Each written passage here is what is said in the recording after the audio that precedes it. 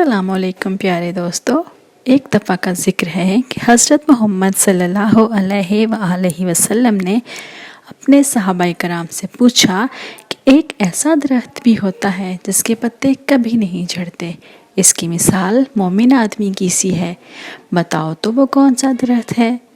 سب نے بہت سوچا مگر بتا نہ سکے۔ حضرت عمر رضی اللہ تعالیٰ عنہ کے سب سے چھوٹے بیٹے حضرت عبداللہ رضی اللہ تعالیٰ عنہ بھی وہاں پہ بیٹھے تھے۔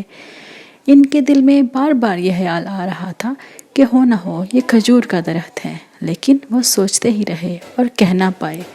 صحابہ رضی اللہ تعالیٰ عنہم نے حضور صلی اللہ علیہ وآلہ وسلم سے درست جواب بتانے کی عرض کی۔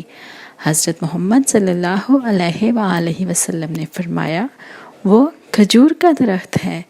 یہ سن کر حضرت عبداللہ رضی اللہ تعالیٰ عنہ نے اپنے والد حضرت عمر رضی اللہ تعالیٰ عنہ کو یہ بات بتائی تو انہوں نے فرمایا، کاش تم نے یہ کہہ دیا ہوتا تو مجھے کتنی خوشی ہوتی۔